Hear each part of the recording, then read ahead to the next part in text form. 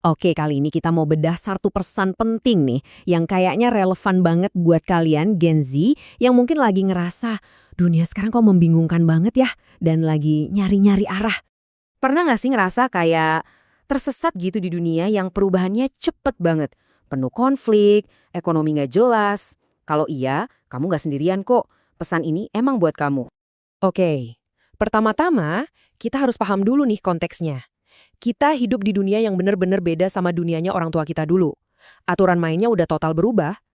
Kamu tahu kan nasihat-nasihat lama kayak belajar yang rajin ya, biar dapat kerjaan aman, terus pelan-pelan naik jabatan. Nah, jujur aja, itu udah basi. Itu aturan dunia lama. Sekarang, cuma modal laptop koneksi internet sama satu ide gila, satu orang bisa loh bangun bisnis raksasa dari kamarnya. Potensinya udah nggak ada batas. Nah, ini nih paradoksnya generasi kalian. Kalian tuh punya akses ke informasi yang seabrek-abrek nggak terbatas. Tapi di saat yang sama, kalian juga generasi yang paling gampang terdistraksi. Belum lagi misinformasi pakai AI makin menggila. Fokus kita makin pendek. Hasilnya apa? Mimpi gede tapi seringkali lumpuh karena ya males gerak. Jadi intinya tuh simpel banget. Di setiap zaman, dunia ini selalu kebagi jadi dua tipe orang. Dan pilihan kamu mau jadi yang mana, itu yang bakal nentuin segalanya. Coba dia lihat perbedaannya. Jelas banget kan? Konsumen tuh ya pasif. Cuma scrolling-scrolling medsos, nonton maraton, belanja impulsif, dan selamanya cuma jadi penonton. Nah, kalau produsen, mereka yang aktif, mereka yang create sesuatu, mereka bikin konten, belajar skill baru, bangun produk, ya intinya mereka yang bangun masa depan. Jadi pertanyaannya simpel, kamu mau di tim yang mana? Poin utamanya ya ini, setiap era baru itu dibangun sama generasi muda. Nah, buat generasi kalian, pertanyaannya tetap sama, mau jadi penonton doang atau jadi pembangun? Oke, sekarang kita masuk ke bagian yang lebih dalam nih. Ada sebuah sistem yang nggak kelihatan yang sebenarnya ngatur permainan ini. Dan kalau kamu paham ini, kamu nggak akan selamanya jadi korban. Coba bayangin deh, dunia ini tuh dari dulu selalu punya dua kelas. Kaum bangsawan atau para elit, dan ya kita-kita ini, petani atau rakyat biasa. Bahkan orang yang kelihatannya sukses pun kalau dia bukan dari lingkaran elit, pada dasarnya dia tetap seorang petani. Gini cara mainnya. Waktu para petani alias kita-kita ini mulai kaya, mulai ngumpulin banyak harta, atau bangun lumbung yang gede, sistemnya bakal ngeriset sendiri. Para bangsawan ini bakal ngebakar lumbung itu. Nah, ngebakar lumbung ini tuh analogi buat krisis ekonomi. Coba inget-inget deh krisis 2008 atau pandemi 2020 kemarin.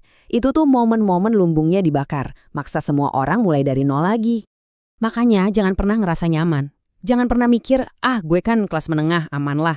Enggak, dalam sistem ini, pekerjaan yang kamu kira aman, itu bisa hilang dalam 3-5 tahun ke depan gara-gara otomasi. Bisnis keluarga yang kelihatannya stabil, bisa hancur gara-gara teknologi baru. Nggak ada yang aman. Oke, cukup serem ya.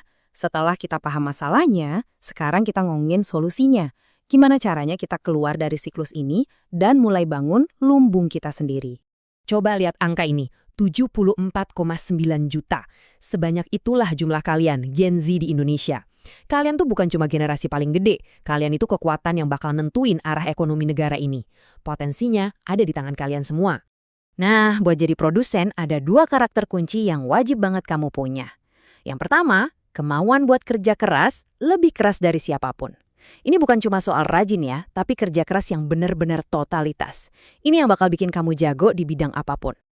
Terus yang kedua, ini penting banget, rasa ingin tahu yang nggak ada habisnya. Curiosity. Ini tuh mesinnya kalian buat terus belajar.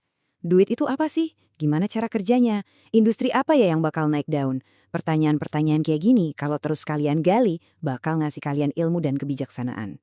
Dan ingat ini baik-baik, kayak yang dibilang di sini, kamu nggak harus jadi yang paling pintar. Kenapa? Karena orang pintar itu selalu kalah sama orang yang penasaran. Orang penasaran bakal terus gali, terus belajar, dan akhirnya bakal nyalip mereka yang cuma ngandelin otak doang. Jadi, ini adalah panggilan buat generasi kalian. Udah, stop nunggu-nunggu. Mulai gerak.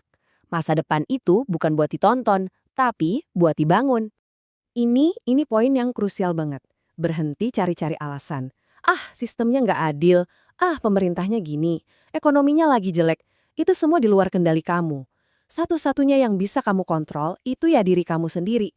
Pikiran kamu, tindakan kamu, dan cara kamu ngelihat dunia. Fokus ke situ aja. Jadi, ujung-ujungnya pilihannya cuma dua. Dan ini balik lagi ke kamu. Kamu mau ngehabisin hidup kamu cuma jadi penonton, atau kamu mau jadi revolusioner buat generasi kamu sendiri. Sebagai penutup, ingat kata-kata ini. Sejarah itu ndak pernah dibikin sama orang-orang yang hidupnya nyaman. Sejarah itu ditulis sama para pembangun, orang-orang yang berani keluar dari zona nyaman. Sekarang, bolanya ada di tangan kamu.